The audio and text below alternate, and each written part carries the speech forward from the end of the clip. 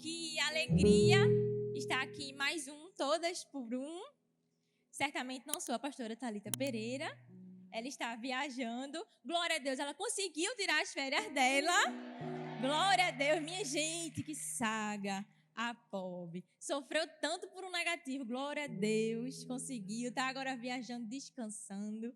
Mas todas por um não pode parar. E por isso estamos aqui. Olhe para a mulher que está ao seu lado e diz assim: você é uma vitoriosa. Diga para outra assim: você é generosa. Glória a Deus. Hoje a gente vai estudar mais uma mulher, né? Todo o ano passado e agora esse ano também estamos estudando uma mulher por mês. E nesse TPU a gente vai estudar uma mulher muito especial.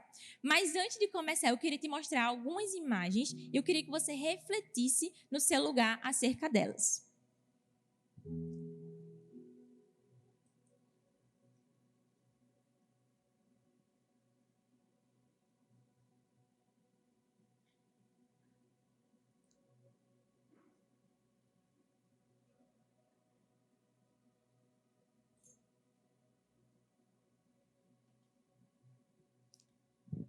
Uau, eu não precisei nem dizer nada, mas eu tenho certeza que as fotografias falaram por si só, porque as fotos, né, os retratos, ele tem esse poder, dessa linguagem universal. Você, sem eu dizer nada, você entendeu o retrato da fome, de alguém que pede por comida, o retrato de um amor verdadeiro que dura a vida toda. E o retrato de a doação, do amor, da entrega de uma mãe pelo seu filho. E é por entender que um retrato mexe tanto com a gente, faz a gente refletir, ficar esse silêncio que ficou agora, que a gente vai estudar um retrato muito especial, que é o retrato da generosidade. E a Bíblia, ela é repleta de mulheres que foram muito generosas em seu tempo. Mas hoje, em especial, a gente vai estudar a vida de Lídia, uma mulher que foi realmente generosa. Mas antes de falar como a generosidade de Lídia mudou a sua realidade, eu preciso te dizer que a matemática do céu é diferente. Como assim, Belinha? Enquanto aqui na terra, quanto mais eu dou, menos eu tenho, no céu é completamente o oposto. Quanto mais eu reparto, mais o céu multiplica. Existe um exemplo muito claro disso na natureza. Na Palestina existem dois grandes mares, o Mar da Galileia e o Mar Morto. O que esses mares têm em comum é que ambos eles são alimentados pelo Rio Jordão. Então, o Rio Jordão desemboca suas águas tanto no Mar da Galileia quanto no Mar Morto. O Mar da Galileia é um mar cheio de vida. A sua água é doce, existem peixes, existem algas marinhas. Enquanto que no Mar Morto, o próprio nome já diz, né? Não existe nenhum tipo de animal, de vegetal, não existe vida. E você pode me perguntar, onde é que está a diferença se a água vem do mesmo lugar? Será que é na água, no solo? O que é que acontece? Acontece que, enquanto o Mar da Galileia, ele redistribui a água que recebe, o Mar Morto, por estar abaixo do nível do mar, ele retém toda a água que ele recebe. Ou seja, ele guarda tanta água que a quantidade de sal é tão grande que não tem como ter vida. O que isso tem a ver com Lídia, Belinha? Tem tudo a ver. Enquanto o Mar da Galileia era um mar generoso, tudo ao redor dele tem vida.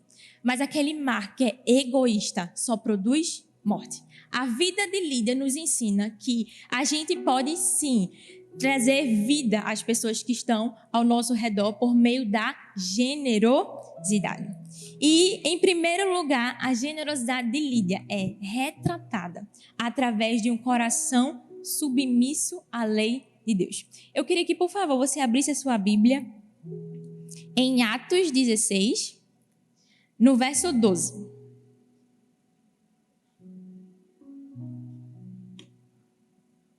Atos 16, 12. A Bíblia diz assim: dali partimos para Filipos, na Macedônia, que é colônia romana e a principal cidade daquele distrito. Ali ficamos vários dias. No sábado, saímos da cidade e fomos para a beira do rio. Repete comigo, beira do rio.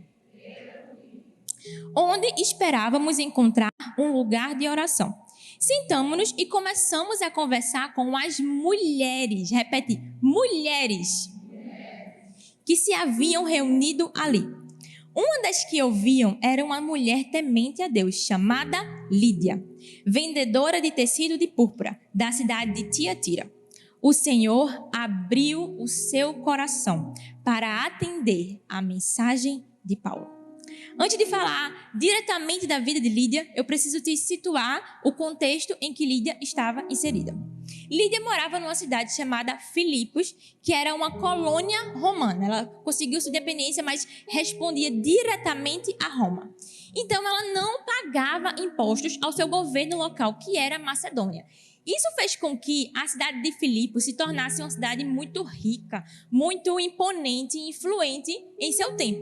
Era tanto que o portal para a Europa, digamos assim, era Filipos. Se você queria fazer qualquer transação, qualquer coisa na Europa, você iria por Filipos primeiro, de tanta influência que essa cidade tinha. Paulo sabia disso. Paulo, estrategicamente, foi até Filipos para implantar o reino de Deus, levar o evangelho. Afinal, Paulo era um missionário. Só que o que acontece? A estratégia habitual de Paulo, quando chegar a uma cidade para começar a implantar o evangelho de Jesus, era procurar primeiro os judeus. Ele primeiro pregava para os judeus na sinagoga, para depois, então, ir até os gentios, aquelas pessoas que não eram judias. Só que Filipos, diferente de muitas cidades que ele foi, era uma cidade completamente gentia, né? Não se tinha judeus. Não se tinha judeus o suficiente nem para montar uma sinagoga, que era o lugar onde Paulo geralmente ia para começar o seu trabalho missionário. Porque naquela época era necessário que existisse um quórum mínimo, ou seja, uma quantidade mínima de homens do sexo masculino que eram judeus para formar a sinagoga. Só que nem isso tinha, né? Não tinha homem suficiente judeu para montar uma sinagoga. Então Paulo disse assim, peraí, eu não tenho um templo, não tenho homens que são judeus, eu vou procurar quem é que está orando por aí no sábado. Quem é que ele encontra, minha gente? Um grupo de mulheres. Porque a gente precisa ser sincera. Mulher gosta de oração. Mulher gosta de culto, minha gente. Não tinha homem suficiente na cidade, mas tinha mulher. Mulher nem tinha templo, mas elas estavam se reunindo à beira do rio. Então, Paulo disse assim, beleza, não tem homem, vou atrás das mulheres, vou começar então com as mulheres. E quando ele chega lá, quem é que ele encontra? Lídia. E quando ele começa a pregar o evangelho, falar sobre Jesus, Lídia foi a pessoa que correspondeu com maior entusiasmo, com a maior alegria. Porque Lídia era assim, Lídia era intensa. E eu não sei se você parou para pensar, mas Lídia estava na beira de um rio, buscando ao Senhor. Lídia era de uma origem asiática. E ela estava vivendo numa cidade em que as pessoas adoravam a vários deuses. Mas Lídia, ao contrário de todos os seus amigos, todos os seus vizinhos, decidiu dedicar a sua adoração ao único Deus verdadeiro. Lídia disse assim, eu não tenho igreja, eu não tenho um lugar físico e eu também não quero servir esses deuses, eu quero servir ao Deus de Israel. E Lídia foi. E o que isso quer dizer para nós? Que Lídia poderia ter dividido a sua atenção para outros deuses, mas ela dedicou a sua adoração para o único Deus. O primeiro retrato da generosidade de Lídia, na verdade, é o mais importante de todos. Ela entregou a si mesma de forma generosa. Ela entregou a sua atenção, a sua devoção, a sua adoração ao único Deus verdadeiro. E Lucas, que é justamente o autor do livro que a gente leu, de Atos, quando ele fala sobre Lídia, ele diz que Lídia ouvia. E a etimologia dessa palavra ouvia que ele usou no grego não é um ouvir somente de escutar, era um ouvir com atenção. Isso mostra pra gente que Lídia, ela se detinha aos detalhes, ela queria estar ali ouvindo a palavra de Deus, ela estava ali integralmente. Ela disse, olha, eu não quero fazer uma entrega mais ou menos, eu quero ir e entregar totalmente a minha vida, eu quero ouvir aquilo que o Senhor tem para mim. E o que a gente pode pensar é o seguinte, quantas vezes nós estamos fazendo entregas parciais ao Senhor?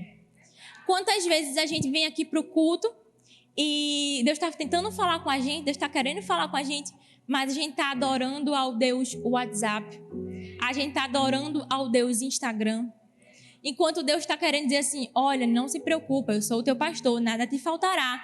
Você está adorando ao Deus preocupação, pensando, meu Deus, o que vai ser da minha família? Meu marido está desempregado. Meu Deus, o que vai ser da minha vida? Eu preciso de uma cura no meu físico.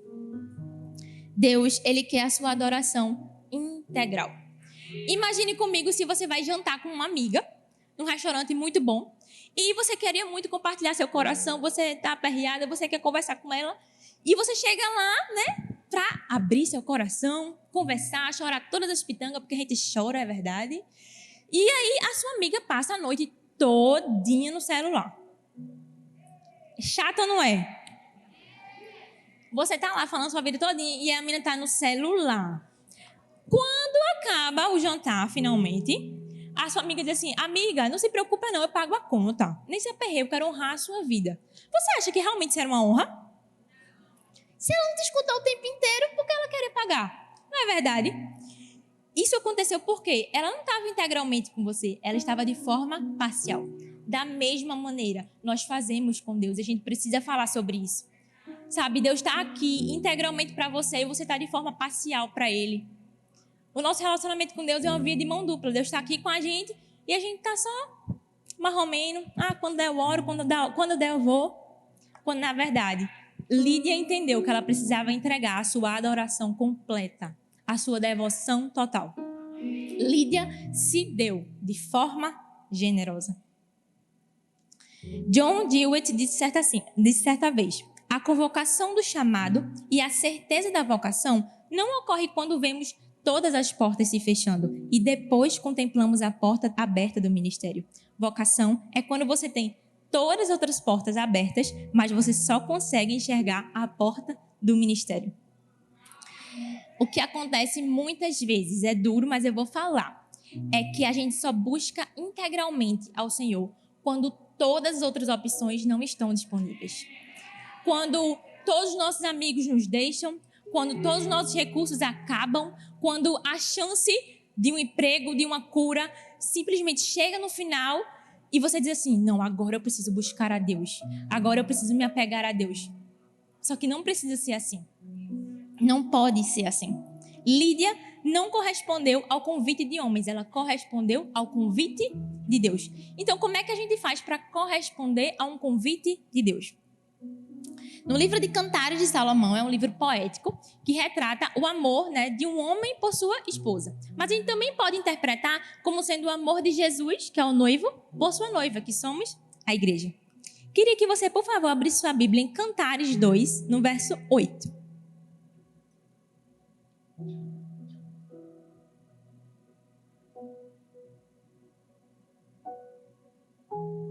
Cantares 2, 8. A noiva diz assim, esta é a voz do meu amado, Eloai, que já vem saltando sobre os montes. O noivo responde para ela em outro versículo, levanta-te, meu amor, formosa minha, e vem, mostra a tua face, faz-me ouvir a tua voz.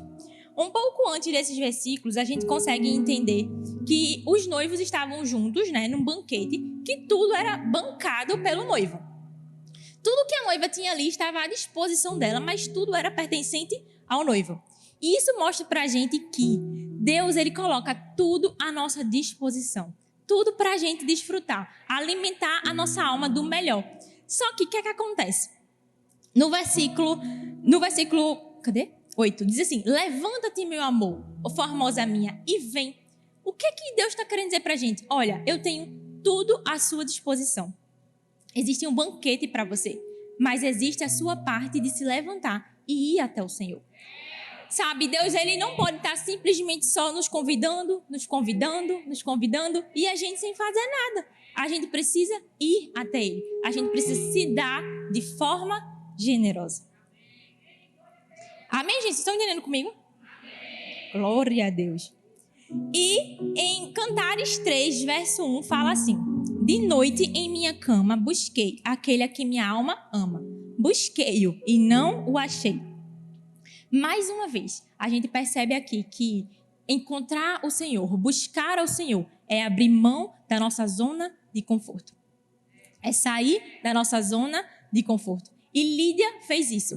Não sei se você parou para pensar, mas Lídia, ela tinha muitos obstáculos, né? Ela era uma mulher, ela era que ia à beira do rio, né? Primeiro que beira do rio devia ter mosquito, devia ser escuro, né? Só tinha mulher, devia ser perigoso, né? Para uma pessoa ir. Mas ela disse assim: pera aí, não, cara, não tem problema. Eu vou buscar ao Senhor, sabe? A gente precisa buscar ao Senhor dessa maneira, assim, sem pensar na zona do conforto. É sair e pronto, e acabou-se, ir embora. Só que o que é que acontece? Nesse versículo, diz assim: busquei-o e não o achei. O que Deus quer falar pra gente é que às vezes a gente vai começar a buscar ao Senhor, só que de tanto a gente ter ficado acomodada há muito tempo, a gente perde a sensibilidade de ouvir a voz de Deus. Não é que a presença do Senhor sumiu, de forma nenhuma, Deus estará ali. Mas de tanto a gente ficar acomodada, a gente perde a sensibilidade de ouvir a voz de Deus. E isso não aconteceu na vida de Lídia, porque Paulo fala assim: o Senhor abriu o coração de Lídia, ou seja, Deus correspondeu, porque Lídia estava à procura do Senhor, Lídia estava em busca dele.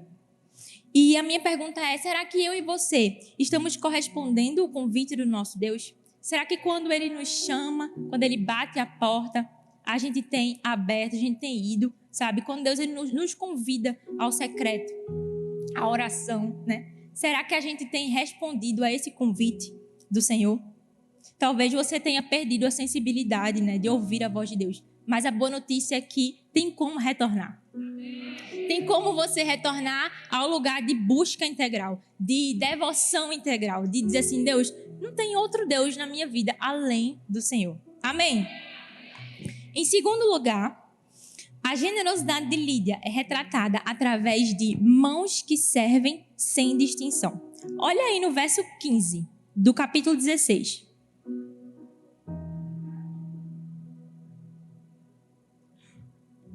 Foi só um away para eu beber água mesmo.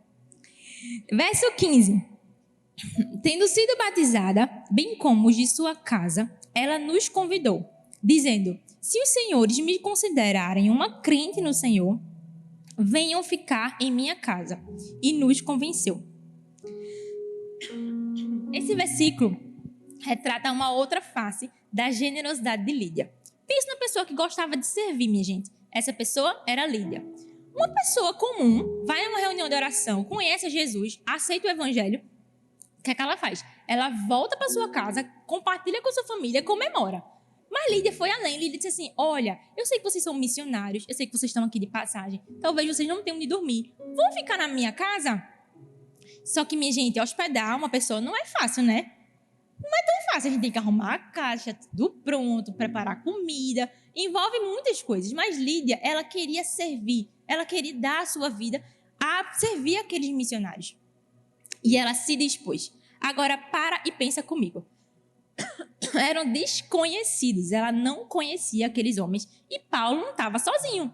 Paulo estava na Bíblia registrado com Silas, Timóteo e Lucas, que era o autor de Atos. Só que assim, de certo aí já tinha 4 homens, né?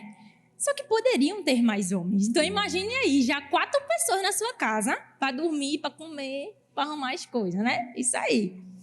Mas Lídia, ela não se importou com isso. Ela queria realmente servir de coração.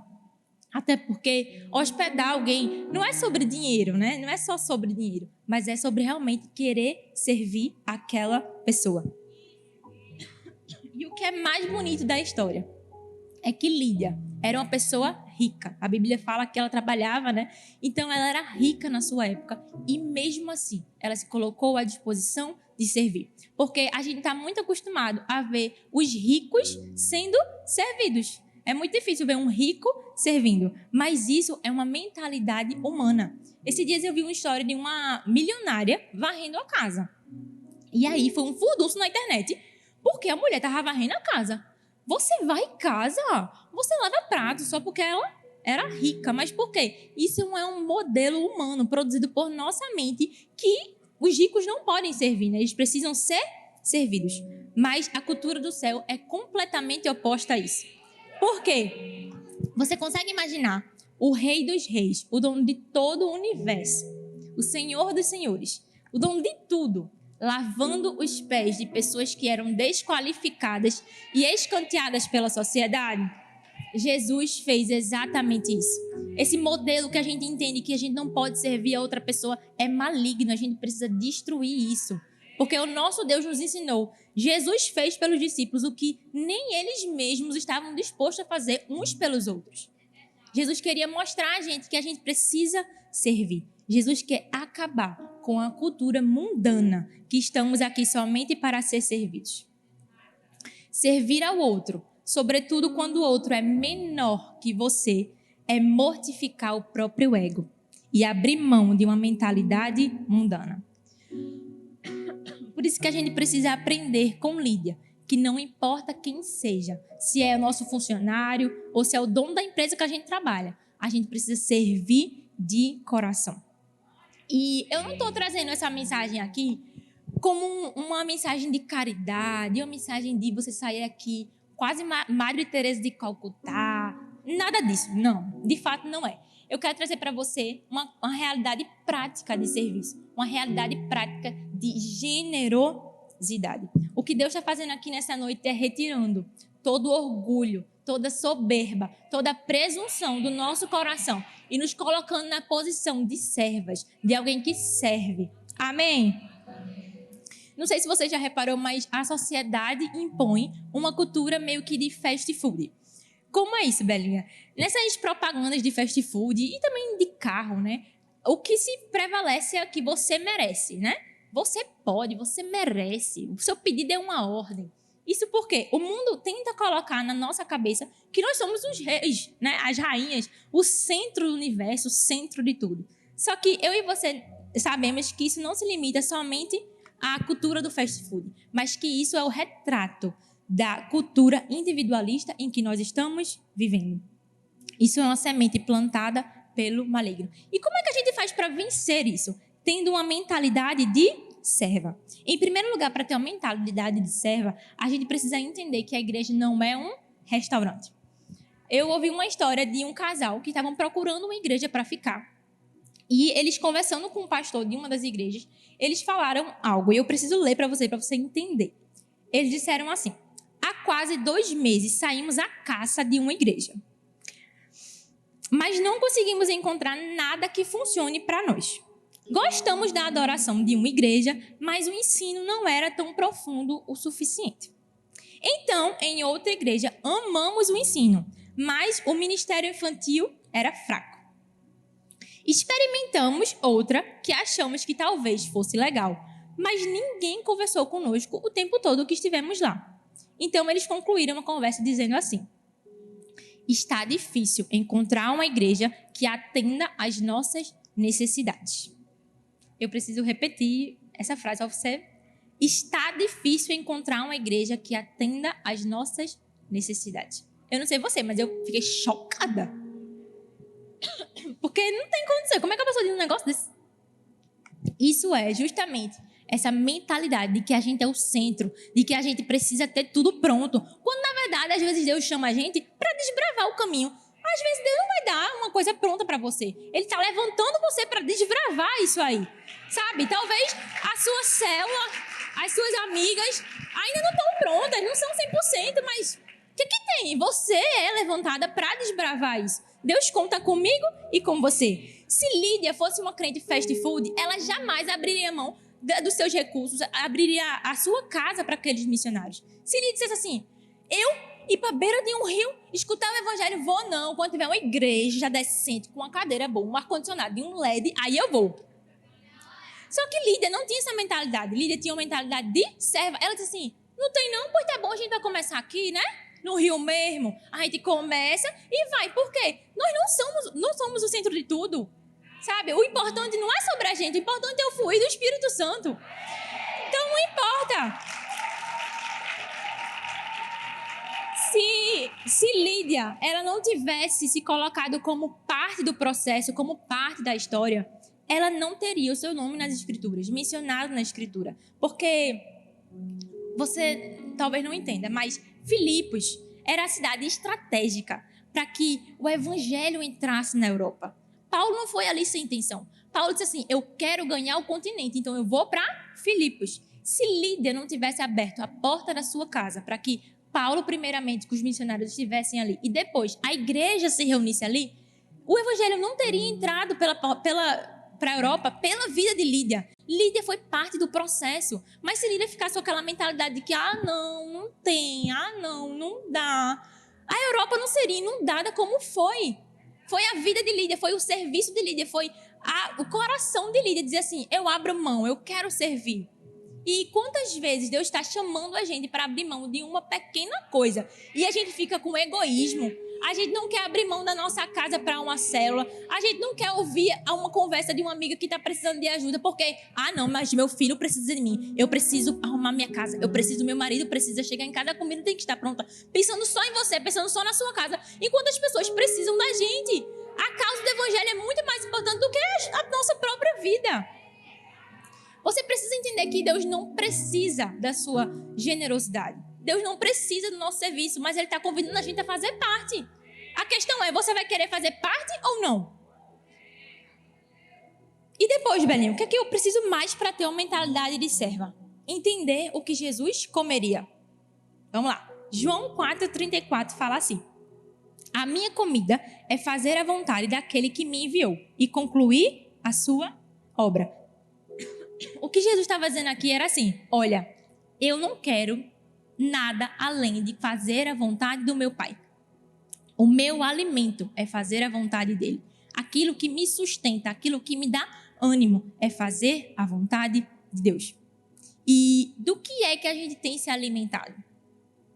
Será que a gente tem se alimentado dos elogios que as pessoas estão dando pra gente e o nosso ego tá inflando? Será que a gente está se alimentando do nosso dinheiro, né, do nosso prestígio social? Lídia tinha tudo isso. Lídia tinha dinheiro, Lídia tinha fama, mas isso tudo não foi suficiente para alimentar a alma daquela mulher. O alimento dela era assim como Jesus, fazer a vontade de Deus. Lídia não sossegou até que os missionários aceitassem ir até a casa dela.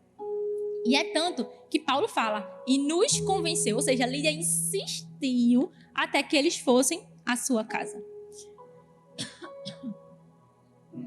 Mahatma Gandhi disse certa vez, a melhor maneira de se encontrar é perdendo-se no serviço aos outros.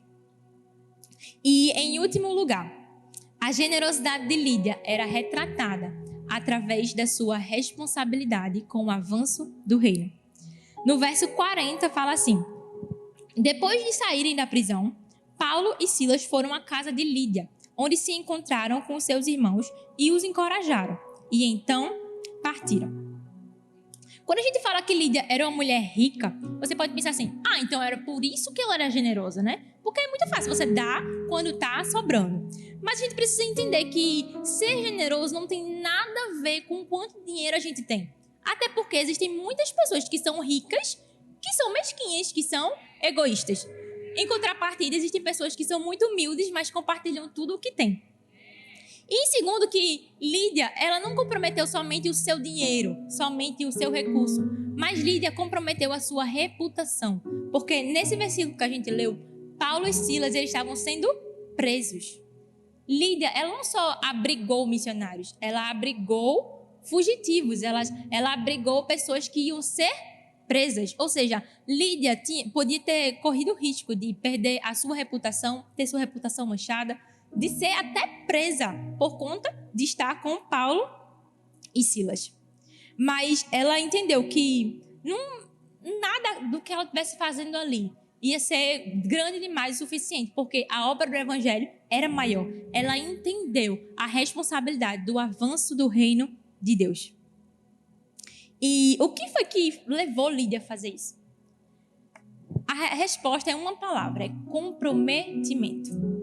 A gente precisa ter comprometimento com a obra do Senhor, comprometimento com aquilo que Ele tem.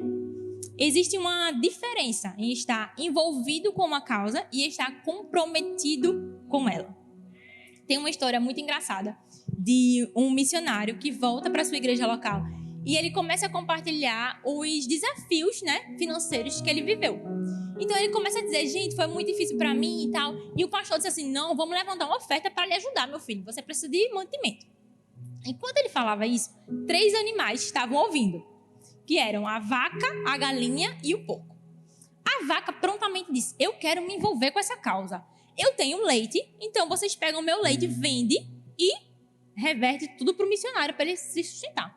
Ótimo, maravilha. A galinha disse assim, eu tenho ovos.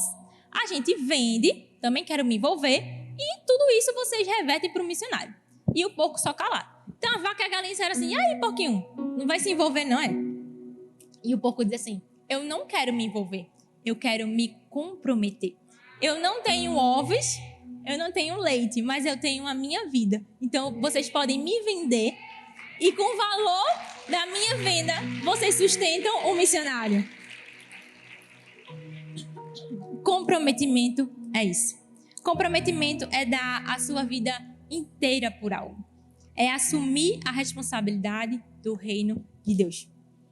Então, como é que a gente faz para assumir essa responsabilidade do reino de Deus? Entender que a generosidade, ela é multiforme e se disponibilizar a exercer a generosidade pelo motivo certo. Vou te explicar. Em Lucas 6,38 diz assim, dele e lhe será dado uma boa medida, recalcada, sacudida e transbordante. Será dada a vocês.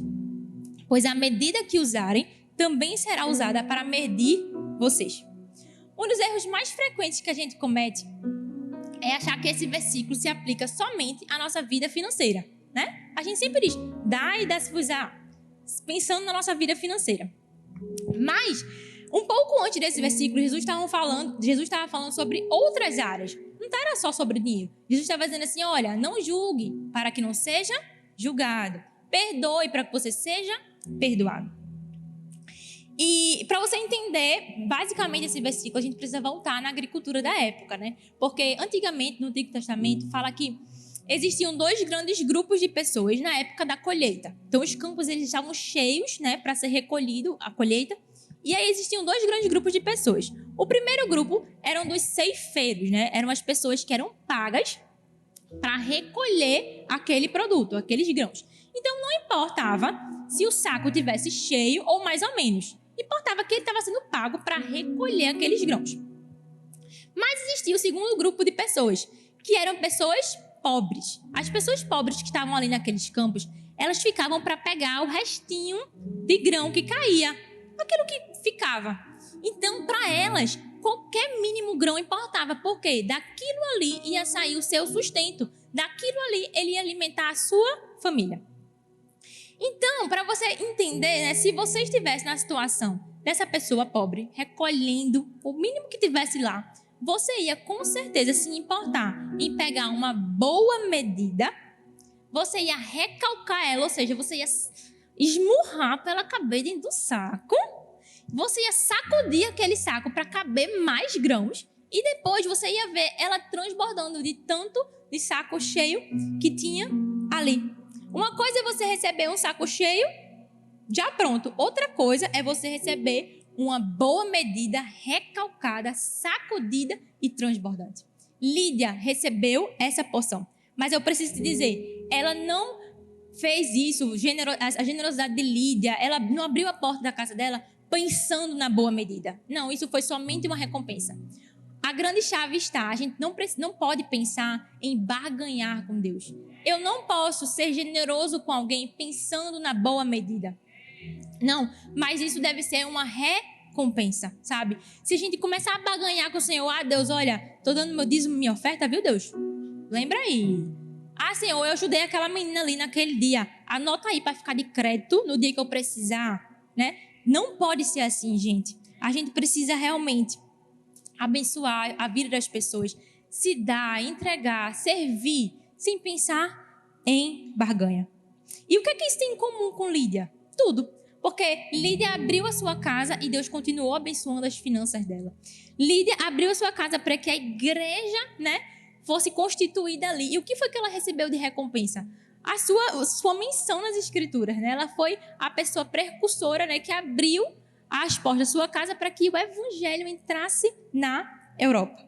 E um detalhe muito lindo é que o livro de Filipenses fala que das pessoas, né, que Paulo passou, os filipenses eram as pessoas que mais abençoavam a vida de Paulo. Ou seja, eram as pessoas que mais investiam no ministério de Paulo. E vocês acham que esses filipenses aprenderam com quem? Se a igreja foi fundada na igreja de Lídia, ou na casa de Lídia, aquelas pessoas aprenderam a ser generosas com a vida de Lídia. Sabe, generosidade não é só sobre a gente, mas as pessoas que estão à nossa volta também vão ser influenciadas a partir do momento que a gente servir, a partir do momento que a gente for generosa. E o coração submisso de Lídia, a disposição em servir e a responsabilidade com o reino de Deus foram a ponte entre a Europa e as boas novas do Evangelho. Eu não sei se você tem noção, mas eu vou te mostrar o poder de uma semente. Vou citar aqui alguns grandes avivalistas europeus para você entender onde a semente de Lídia chegou.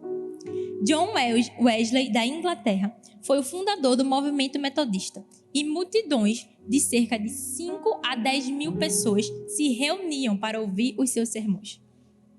Ele pregou cerca de 100 vezes em 60 cidades ao ar livre quando ele tinha 86 anos de idade. George Whitefield, da Inglaterra, Europa, se converteu aos 21 anos e aos 25 começou a pregar ao ar livre. Ele viajava intensamente para pregar o evangelho e atravessou 13 vezes o Atlântico para pregar o evangelho na América. Ele também foi o fundador de vários orfanatos e aí ele abrigava os órfãos. E o terceiro, Charles Spurgeon, também na Inglaterra. Por isso que eu amo a Inglaterra, minha gente. Um dia vocês vão ver minhas fotos na Inglaterra, porque eu vou pisar naquela terra. George Spurgeon, ele se converteu aos 17 anos e aos 20 era conhecido por todo o país como um menino pregador. Seus sermões começaram a ser impressos e lidos pelo mundo inteiro. Era comum em Londres os trabalhadores se reunirem à tarde para lerem os seus sermões. Ele ganhou cerca de 10 mil almas para Cristo e fundou o Colégio de Pastores. E até a sua morte, ele treinou cerca de 900 pregadores. Uau, veja o tanto de maravilhas que Deus operou na Europa. E a semente de tudo isso que aconteceu foi na casa de Lídia. Quais são as sementes que a gente tem plantado? Será que a gente quer deixar uma marca de generosidade? Será que a gente quer deixar um legado de doação, de realmente se importar com o avanço do reino de Deus? Ou será que a gente tem plantado uma semente de egoísmo, de sempre reter, sempre de pensar na gente, pensar nas nossas coisas? A generosidade de Lídia atravessou o continente e chegou até a América. Não sei se você percebeu, mas George Whitefield atravessou a América, ou seja, a generosidade de Lídia alcançou a sua cidade, o seu continente, e atravessou até chegar a mim e a você. Existe poder em ser generoso, existe graça, existe favor do Senhor. Se a gente se entregar, dar os nossos dons, os nossos talentos, aquilo que a gente tem de melhor, Deus ele se responsabiliza pelo resto. E é por isso que esse retrato, porta-retrato está aqui, para que você pense, qual é o retrato que você tem deixado? Quando as pessoas olham para uma foto sua, quando as pessoas veem você, será que elas têm visto alguém que é generoso, que é alguém que se dá? Ou será que elas lembram de alguém que só retém, que só pensa em si? A gente pode aprender de generosidade com o nosso Deus. Sabe, Deus ele foi o mais generoso de todos. Ele entregou o melhor que ele tinha para mim e para você. Jesus foi o melhor que Deus tinha e ele deu de forma totalmente generosa. E eu quero te mostrar agora o retrato da generosidade de Deus. O retrato da generosidade de Deus está aí? Somos eu e você. Eu e você somos o retrato da generosidade de Deus. Porque Deus foi generoso. Nós estamos aqui. Você pode ficar de pé no seu lugar. Como eu disse, eu não quero que você saia daqui com uma mensagem de só caridade. Eu preciso ajudar as pessoas. Eu preciso fazer uma boa ação. Não. Hoje eu quero e creio que Deus vai virar uma chave no nosso coração. Deus hoje Ele vai arrancar as sementes de egoísmo, de presunção, de soberba e vai substituir por uma semente de generosidade. Feche seus olhos no seu lugar, bote a mão no seu coração. Pense no seu lugar e peça perdão se for preciso. Se você tem feito entregas parciais ao Senhor, se você tem entregado de forma parcial a sua atenção, a sua adoração, sabe? A gente precisa simplesmente entregar toda a nossa vida ao Senhor. A gente precisa se dar de forma integral. Será que nós temos nos comprometido com a causa do Evangelho? Será que a gente tem dito, Deus, conta comigo? Sabe, se o Senhor precisa avançar o Evangelho, eu estou aqui, conta comigo. Hoje é a noite de acabar com a imparcialidade. Hoje é a noite de acabar com a indiferença. Diga ao Senhor, Deus, eu estou aqui. Eu quero ser uma peça fundamental para que o Evangelho seja anunciado. Eu quero participar, Senhor, da causa que o Senhor tem. Eu quero ser participante do avanço do Evangelho. Perdão, Senhor, perdão porque nós somos apáticos.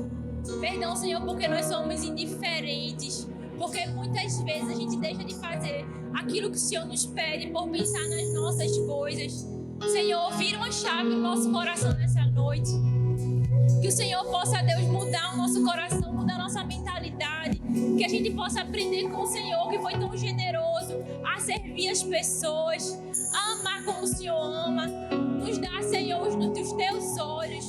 Nos dá, Senhor, as tuas mãos, Deus.